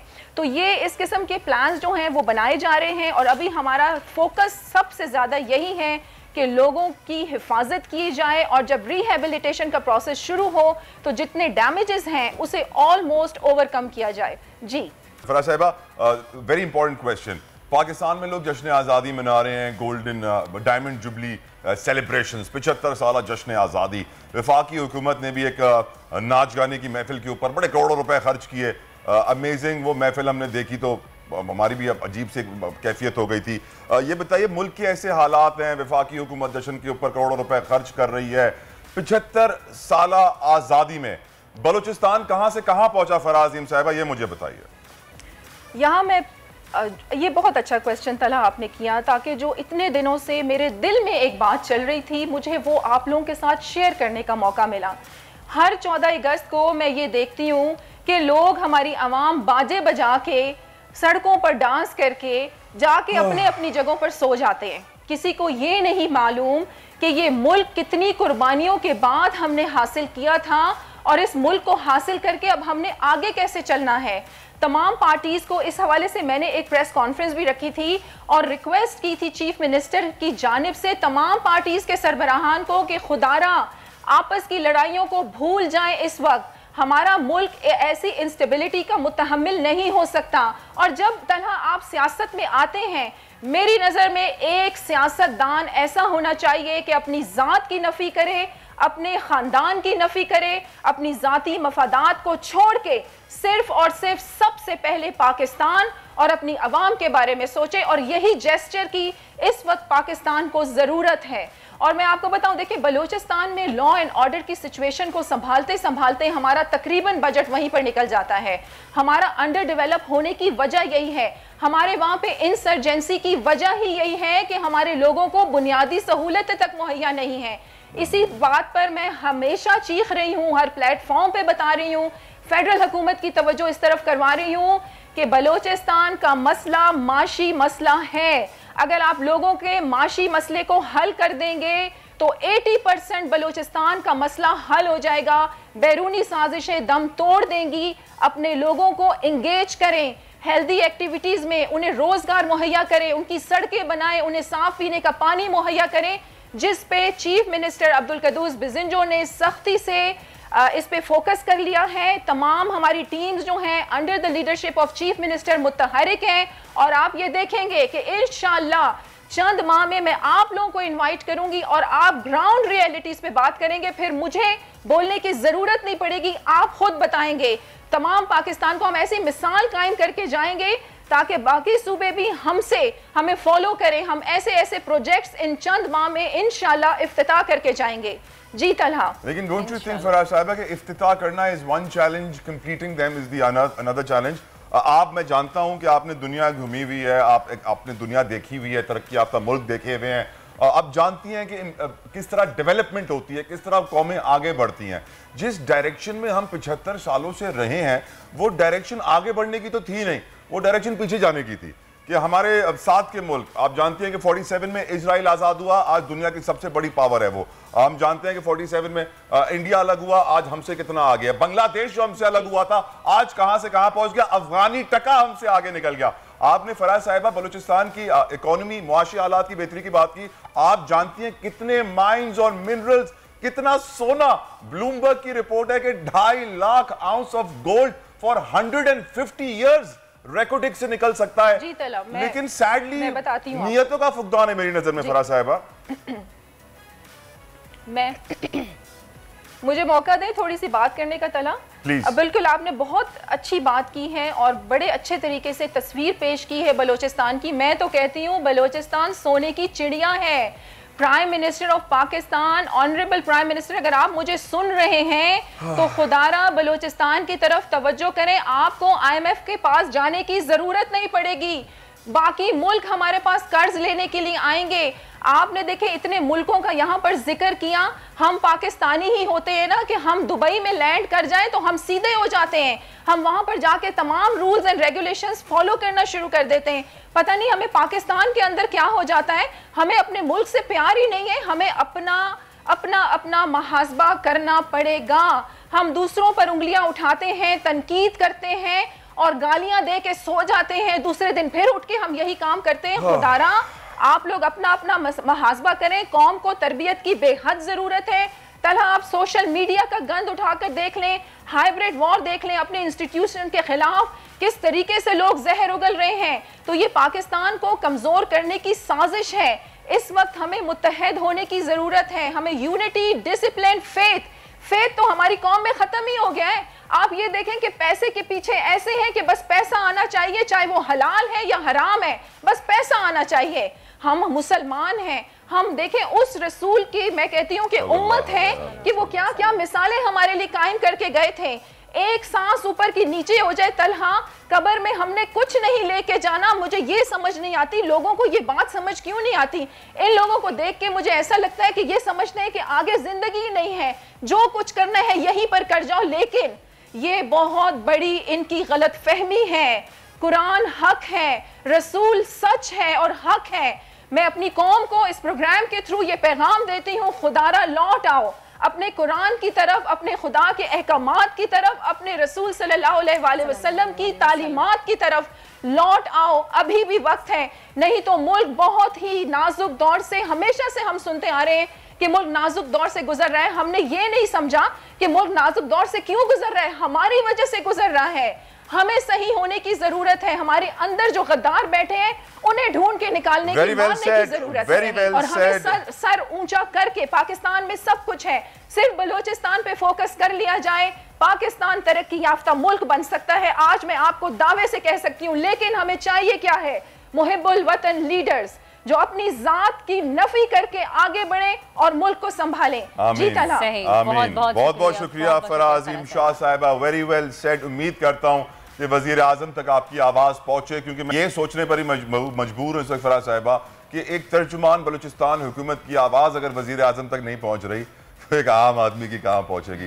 But thank you so much for giving us your precious time and speaking out your heart out. बहुत बहुत शुक्रिया आपका। और अब बात करते हैं, कुछ आगे बढ़ते हैं, आपको लिए चलते हैं, आपको दिखाते हैं, आपको स्क्रीन पर कराची में दहशतगर्द की अलामत समझने वाली कटी पहाड़ी दिखाते हैं, जिसको हमेशा हम कहते थे कि भाई कटी पहाड़ी का नाम लो तो दहशत आपके दिमाग में आती थी कि उस वक्त यहाँ पे क्या होगा। एक वक्त था रेंजर्स के ऑपरेशन ने काफी वहाँ पे अमन कायम किया हमारे सिक्योरिटी फोर्सेस की कुर्बानियों के बाद। अब कटी पहाड़ी दहशत की अलामत नहीं रहा है, लेकिन इनफैक्ट एक टूरिस्ट स्पॉट भी रहा है, लोग देखने जाते हैं कटी पहाड़ी को। और शुक्र ये कि किसी एक हमारे फनकार भाई को ये एहसास हुआ कि यार इस कटी पहाड़ी में कुछ रंग बिखेर दिया जाए, क्योंकि यहाँ दरख्त तो है नहीं, ग्रीनरी तो है नहीं। आपको मालूम है ना क्लाइमेट चेंज के सारा इंपैक्ट क्यों आ रहा है, क्योंकि हम पौधे उगाते नहीं है, दरख्त उगाते नहीं है। और कराची वाले बेचारे वैसे पानी के लिए तरसे हुए, टैंकर पे जिंदा रहते हैं, इसीलिए शायद इस कटी पहाड़ी का हाल कंप्लीटली ब्राउन है और ग्रीन नहीं है। लेकिन अब ग्रीनरी आ गई है, लेकिन अब ग्रीनरी आ गई क्योंकि हमारे आर्टिस्ट भाई ने इस पे मदद इतनी ज्यादा मेहनत की है। शाहिद वट्टू साहब हमारे साथ मौजूद हैं, उनको अपने शो में हमने इन्वाइट किया है। Thank you so much Shahid Wattoo साहब, अस्सलाम वालेकुम एंड वेलकम टू दुनिया बोल है। क्यों किया आपने ये? क्यों किया? ये सोच रहे हो? ये तो मुझे कंफ्यूज कर दिया आपने कि क्यों किया। बस कटी पहाड़ी का आप देखते हैं मीडिया पे, जब भी देखते हैं तो एक बुरा चेहरा ही नज़र आता है। और मैं चाहता था कि एक बुरा चेहरा ना नज़र आए, कोई अच्छा चेहरा भी नज़र आए, और अच्छा चेहरा है वहाँ, तो उसको उजागर आप कटी पहाड़ी के रिहायशी हैं? जी, मैं कटी पहाड़ी। कब से रह रहे हैं वहाँ पे? मैं तकरीबन 40 साल से रहा। तो आपने वो वक्त भी देखा है और आप ये वक्त भी देख रहे हैं। लेकिन अब आपने पाकिस्तान का माशाल्लाह से झंडा तो बड़ा खूबसूरत से बनाया है, मजीद क्या क्या बनाने का प्लान है वहाँ पे? अच्छा, कायदे आज़म की तस्वीर भी आपने वहाँ पे बनाई। मैं चाहूँगी अगर स्क्रीन पे हम दिखा सके तो मैं चाहूँगी कि वो भी दिखाएं कि किस तरह से आपने बनाई है। अब मेहनत करवा रही हैं प्रोड्यूसर साहब से, एक्स्ट्रा उनको बिल्कुल पसंद नहीं है। मैं चाहूँगी कि वो दिखाएं ताकि स्क्रीन पे हमारे व्यूअर्स को भी पता चले कि 40 फीट ऊंचा और आपने 60 फीट चौड़ा कौमी परचम वहाँ पे पेंट किया है कटी पहाड़ी पे, और साथ साथ कायदे आज़म की तस्वीर भी वहाँ पे आपने पेंट की है। पूरी टीम थी आपकी। नहीं, प्रोड्यूसर साहब ने अभी तक नहीं दिखाया। नहीं, वो कह रहे हैं कि थोड़ी देर में दिखाते हैं, वो थोड़ी देर में दिखा रहे हैं। जब तक हम शाहिद साहब से बात करेंगे, शाहिद साहब कितना इतने कम दिनों में आपने पूरी टीम के साथ इतना बड़ा एक कारनामा सर अंजाम दिया, तो जहन में क्या सबसे पहले आपके चीज़ आई थी कि क्यों, यानी कायदे आज़म की तस्वीर और झंडा क्यों? ऐसा है कि अब कोई जानता नहीं था कि हम एक्सप्लोज नहीं हुए थे, बस अचानक से ख्याल आया कि क्यों ना मैं, एक बड़ा स्पेस है और आधे शहर से नज़र आता है, तो मैं यहाँ एक झंडा बनाऊँ।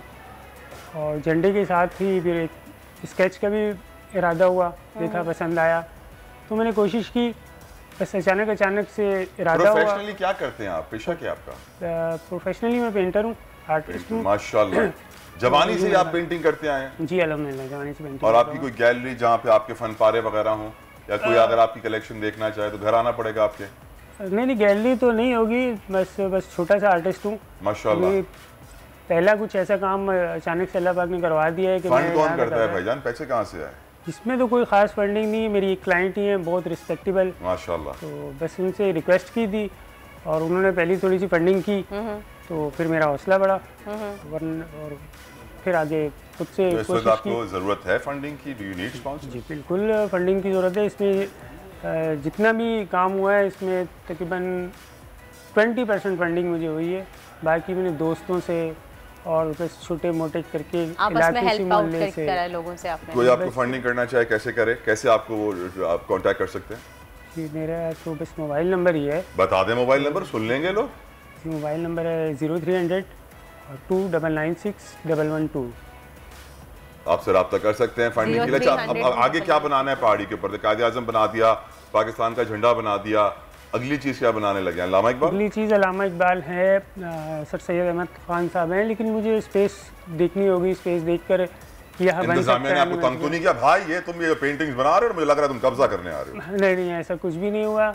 मेरे इलाके के लोगों ने भी बहुत सपोर्ट की, छोटे छोटे बच्चों ने मेरी हेल्प की। जी बिल्कुल, मेरे अपने बच्चों ने हेल्प की और हौसला अफजाई हुई, तो फिर मुझे एक तरीके से आपने एक अमन का पैगाम दिया है। अच्छा जी, पहले ये होता है कटी पहाड़ी के बारे में जब भी हम सुनते हैं तो हमें फायरिंग, मार धाड़ ये चीज़ समझ में आती थी, अब फिर भी थोड़ा बहुत अमन है। क्या अब भी वाकई इस तरह का माहौल है कि वहाँ पे अमन और सुकून है, या फिर आप एक ये मैसेज देना चाह रहे हैं ताकि यहाँ पे अमन कायम रहे? नहीं, अल्हम्दुलिल्लाह बहुत अमन है वहाँ। और जिस वक्त ऐसे हालात, एक छोटा सा पीरियड आया था। मैं आपकी बात कहूँगी, ये देखें कायदे आज़म वाली तस्वीर आप देख सकते हैं। तलहा ये देखें, दिखा दी स्क्रीन पे नजर आ रही है। प्रोड्यूसर साहब ने पर्दा की ख्वाहिश पूरी, और ये हमारे कैमरामैन ने बड़े खूबसूरत तरीके से इसको अक्स बंद किया है, कैप्चर किया है। क्रिएटिविटी तो दूर से ज्यादा वाज़ेह हो रहा है। Of course the closer you go the harder it is to see। Exactly, और मुझे लग रहा है कि इस आपने ऐसे पॉइंट बनाया कि ये ऊपर हेली से या ड्रोन से ही जो है वो सही वाज़ेह नजर आता है। इसमें साइज इसका इतना बड़ा है कि वो जब तक इसके बिल्कुल फोकस पे ड्रोन नहीं जाएगा इसकी ड्राइंग क्लियर नहीं होगी। और कितने दिन लगे आपको ये सब बनाने में? इसमें मुझे हैरत अंगेज़ तौर पे बहुत ज़्यादा टाइम नहीं लगा, 3 से 4 दिन में मैंने परचम बनाया और इतने ही टाइम में ये स्केच बनाया। कायदे आज़म का 3 से 4 दिन, टोटल 8 दिनों में आपने दोनों चीज़ें बनाई। कहाँ से लाए इतनी हुब्बुल वतनी भाई? सब कुछ अल्लाह पाक की देन है माशाल्लाह। चले अल्लाह पाक आपके ऊपर ऐसे ही अपना साया बरकरार रखे। आपका बहुत बहुत शुक्रिया हमारे शो में आए। हम हमेशा कोशिश करते हैं कि आप जैसे आर्टिस्टों को अपने शो में बुलाएं, उनको सराहें, उनको सपोर्ट करें, क्योंकि मेरी नज़र में हमारे आर्टिस्टों को ज़रूरत है कि उनको सपोर्ट की जाए, उनको सराहा जाए, उनकी खिदमात को, क्योंकि ये वो काम है जो हुकूमत को करना चाहिए था कि आप अपने शहर को खूबसूरत करें, ग्रीनरी बढ़ाएं, पौधे उगाएं, शजरकारी करें। सैडली हुकूमत, भुट्टो जिंदा है ना, सिंध तरक्की करेगा नहीं, इसलिए हमें खुद करनी होगी। खैर, बहुत ज़बरदस्त और बहुत अच्छा पैगाम जो शाहिद साहब ने दिया। Thank you so much once again. और इसी के साथ ही एक ब्रेक की जाने बढ़ते हैं, लेते हैं एक छोटा सा break. See you after a very short break, stay with us. आजकल जिंदगी ही सुबह आउट ऑफ कंट्रोल है, दुनिया बोल है, दुनिया बोल है।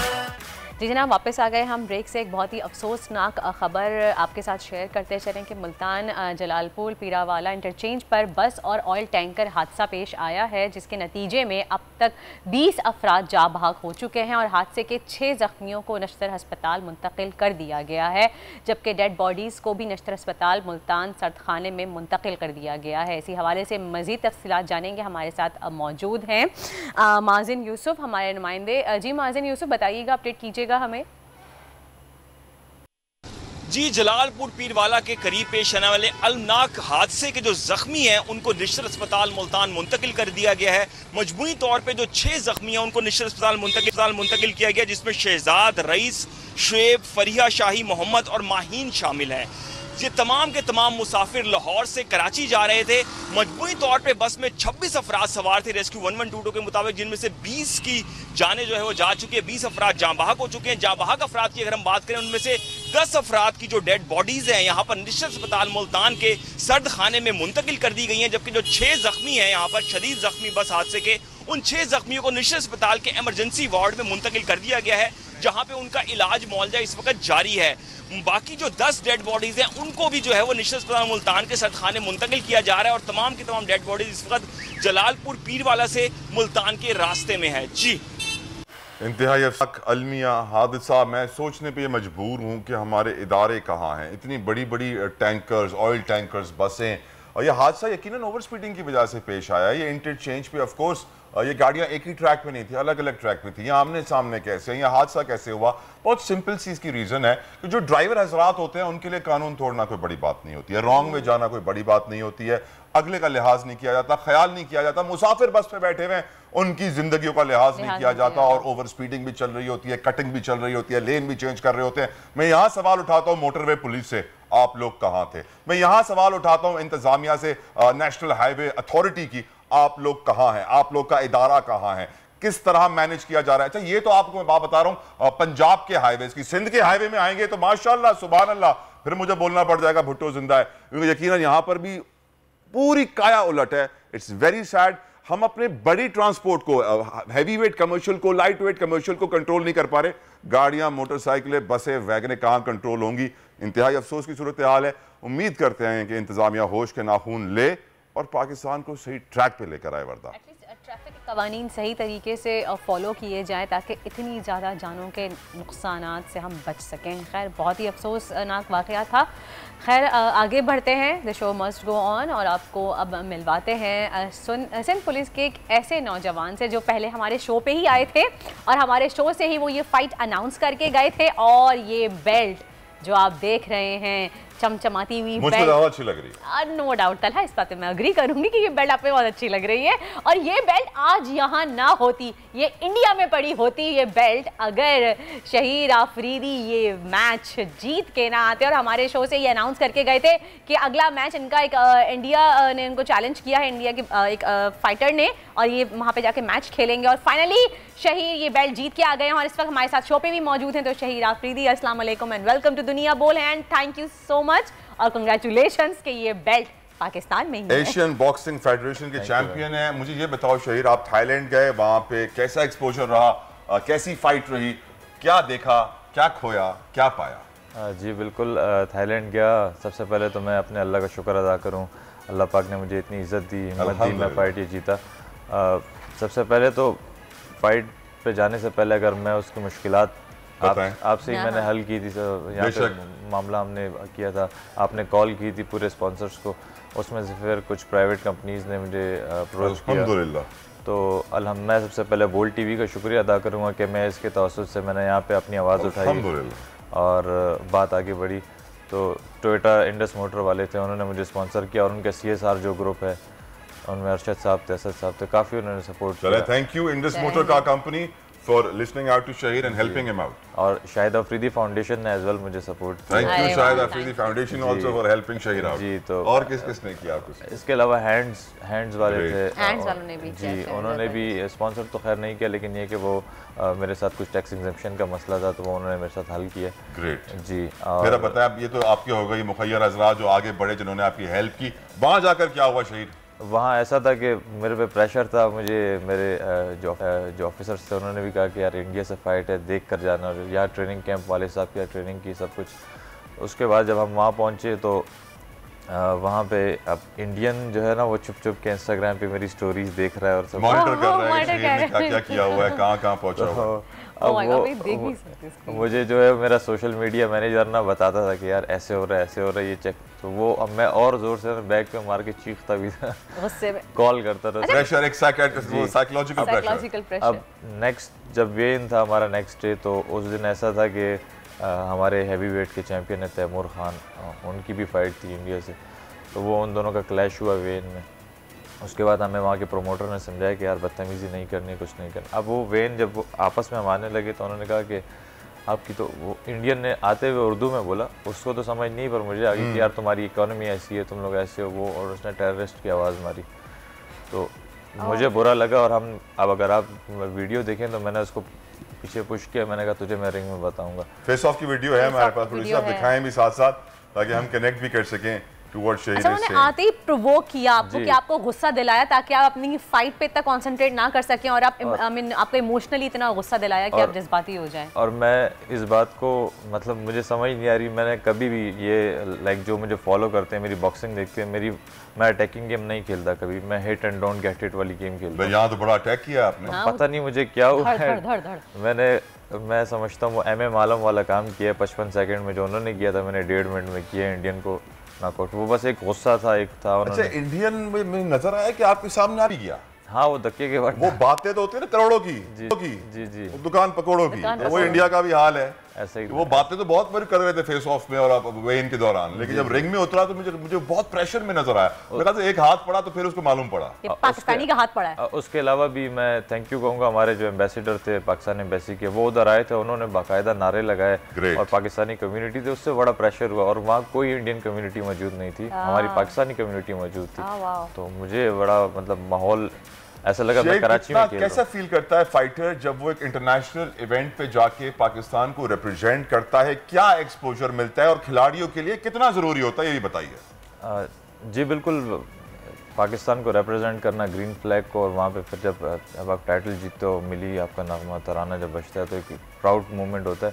लेकिन मेरी नज़र में यहाँ पे जिस तरीके से प्रॉब्लम्स होती हैं, मेरे काफ़ी दोस्त हैं जो दिल बर्दाश्ता होकर कोई छोड़ गए, कोई सरकारी नौकरी कहीं चला गया, कोई KMC KPT कहीं भी, बस वो कहते हैं यार हमें सरकारी नौकरी लग जाए। तो वो हुसैन शाह हमारे जो लेजेंड हैं, उन्होंने एक बात बोली थी आज तक मेरे दिल पे कि यार बॉक्सर या कोई भी स्पोर्ट्समैन हो वो मेडल नहीं खाएगा, उसको आप कुछ दोगे, ज़ाहिर है खाना दोगे तो वो खाएगा। तो मेरे ख्याल में सपोर्ट हो तो हर बॉक्सर, हर खिलाड़ी, हमारे अरशद नदीम साहब जिन्होंने जेवलिन में लिया, वो कहाँ से उठकर कहाँ पहुँच गए, तो सपोर्ट हुई उनको तो वो आए ऊपर। तो इंशाल्लाह उम्मीद है कि और भी स्पोर्ट्समैन इस तरह सामने आएंगे इंशाल्लाह। अच्छा शहीर, मेरा आपसे सवाल यहाँ पे है कि एक तो इंडिया के अगेंस्ट खेलना, वैसे ही ऑटोमेटिकली इतना प्रेशर बिल्ड हो जाता है, कहते हैं ना क्या दुनिया में किसी से भी हार जाए, इंडिया से नहीं हारना, वरना तो वैसे दे के मार दिया जाएगा। सही है। एक दूसरी बात है, ये बेल्ट कि वहाँ चली जाएगी, अगर कोई एक प्रेशर था आपके ऊपर कभी स्टार्ट में, जैसे कि आपने बताया कि गुस्सा भी आ रहा था आपको लेकिन आपने कंट्रोल किया था, या फिर एक प्रेशर डेवलप हुआ था आपके ऊपर कि लोग भी कह रहे होंगे कि भाई देख लो ये फाइट है, बेल्ट चली जाएगी? ऐसे ही मुझे 2 एक्सपीरियंसेस हुए इस मैच से।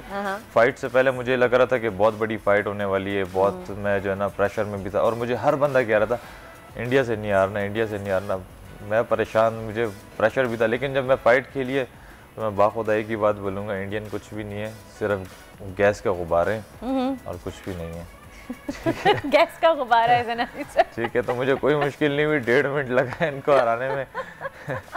तो बाकी भी जितने इंडियंस हैं मैं उनको भी कॉल कर रहा हूँ, कोई भी अगर चाहता है फाइट खेलना तो I am here for that. Shaheer on air challenge कर रहे हैं भाई तमाम इंडियन के फाइटर्स को, आ जाएं जी, जिसको लड़ना है। शहीर यहाँ बैठे हुए हैं और आपको ओपनली चैलेंज कर रहे हैं।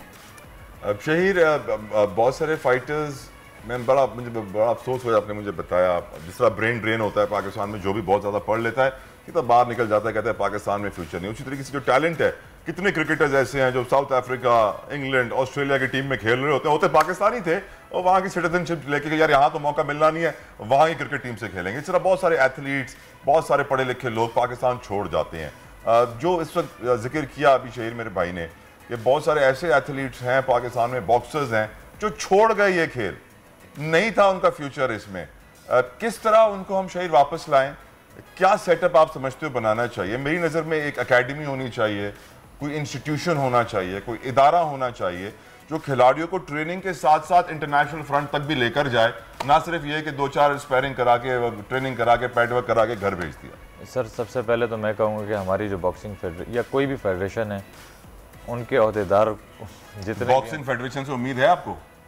मैं यही तो कह रहा हूँ, उनके अहदेदार है, पहले उनको आप ऐसे बंदे लेकर आए जो लॉयल हो मुल्क से भी। और शहीर भाई आपने ऐसा नाम ले लिया कि मुझे कुछ ऐड करना पड़ रहा है। बॉक्सिंग फेडरेशन के चेयरमैन से मैंने पूछा कि आपने इस करप्ट शख्स को क्यों रखा हुआ है बॉक्सिंग फेडरेशन में जो खेल को तबाह कर रहा है, तो उसने मुझे मालूम है क्या जवाब दिया भाईजान? मुझे चेयरमैन साहब ने बोला कि ये वो शख्स है जो लियारी के मेरे जलसे में 40 से 50 हजार बंदे जमा करके लाता है, फिर भले करप्ट हो, भले खेल को तबाह करे, भले तंजीम को तबाह करे, परवाह नहीं है, मेरी सियासत चमका रहा है, इसीलिए तो यहाँ बैठा है। करप्ट है तो क्या हुआ? इसीलिए तो हमारे 2 बॉक्सर भी स्लिप हुए हैं कॉमनवेल्थ गेम्स में हमारे 2 बॉक्सर स्लिप हो गए हैं और वो सारे सेक्रेटरी और उनके ऊपर इल्जाम आ रहा है। यही वो वजह है कि हम बदनाम होते हैं दुनिया में। ऐसा ही है। और इसीलिए फिर अब नेक्स्ट हमारी फ़ाइट होगी इंग्लैंड में, इंग्लैंड का वीज़ा नहीं मिलेगा, ये होगा, दूसरे मसले मसाइल होंगे, फिर आगे हमारे लिए प्रॉब्लम्स होंगी। आप इस साइड पे अब हमारी फेडरेशन को देखें जो प्रोफेशनल बॉक्सिंग चला रही है, पाकिस्तान बॉक्सिंग काउंसिल, हमारे अब्दुल रशीद बलोच ओलंपियन, उनके पास कुछ भी नहीं है, कुछ भी नहीं है, लेकिन वो अपनी मदद आपके तहत जितना कर रहे हैं मैं उनको सलाम पेश करता हूँ। काफ़ी हमारे ऑफिशल्स हैं पेशावर से कराची आते हैं, बसों में धक्के खा के इधर इवेंट कराते हैं, अपनी जेब से लगाते हैं और जाते हैं। लेकिन कब तक चलेगा इस तरह से, अपनी जेब से इंसान कब तक लगाएगा? आखिर में सपोर्ट तो होनी चाहिए। ये आप जानते होंगे प्रोफेशनल बॉक्सिंग जो है वो प्राइवेट सेक्टर के ऊपर डिपेंड करती है कंप्लीटली, क्योंकि बॉक्सिंग एसोसिएशन में सियासत आ गई ना भाई, समझो ना। लियारी में कितनी बॉक्सिंग एसोसिएशन है, कितनी फुटबॉल एसोसिएशन है, कितनी साइकिलिंग एसोसिएशन है, हर खेल की 6 एसोसिएशन बना दी है, हर किसी ने अपने घर से एसोसिएशन निकाल दिया। यही वजह है कि आज खिलाड़ी बड़ी मुश्किल से इंटरनेशनल फ्रंट पे पहुंच रहे हैं। लेकिन थैंक यू सो मच, बहुत बहुत शुक्रिया आपको शहीर, आप आए हमारे शो पे। और यकीनन अब कुछ यादें और भी हैं जो अपने व्यूअर्स के साथ शेयर करना चाहेंगी वर्दा? जी बिल्कुल, हम हमारे एक बहुत ही लेजेंड सिंगर हमारे साथ उस्ताद नुसरत फ़तेह अली ख़ान को हमसे आज बिछड़े 25 बरस बीत गए हैं। नुसरत फ़तेह अली ख़ान सूफियाना कलाम को इस महारत से गाते थे कि सुनने वालों पर एक अजीब सी एक वजद तारी हो जाता था। उनके क्या कहते हैं, सरों के शहंशाह ने सरहदों को आपस में मिला के रख दिया, बांटा नहीं उन्होंने। अगर हम इंडिया की बात करें, पाकिस्तान की बात करें, तो दोनों जगह उनके कलाम को बहुत ज़्यादा बेहद पसंद किया जाता रहा है। हमेशा हमारे दिलों में जिंदा रहेंगे। उनके तमाम तेरे एल्बम्स, माइकल ब्रुक्स वाली जो कोलैबोरेशन थी उनकी, वो मुझे बड़ी पसंद आई थी। और यकीनन उनकी यादें कोई हमारे दिल से निकाल नहीं सकता, ना सिर्फ पाकिस्तानियों के दिल से, दुनिया भर में उनका नाम मशहूर है और उनके चाहने वाले मौजूद हैं। अल्लाह ताला उनके दर्जात बुलंद फरमाए, उनकी मग़फ़िरत फरमाए। हमारे प्रोग्राम का वक्त तमाम होता है, तल्हा को वर्दा को इजाज़त दीजिए, इस उम्मीद के साथ कि बॉक्सिंग फेडरेशन सही होगी, खेलों का भी ख्याल रखा जाएगा, उसका वो हाल नहीं किया जाएगा जो इस मुल्क का हाल किया गया है। 75 साल हो गए हैं, अब तो शायद हम बदल जाएं। अपना ख्याल रखिएगा, कल फिर मुलाकात होगी। अंटिल देन, अल्लाह हाफ़िज़। उम्मीद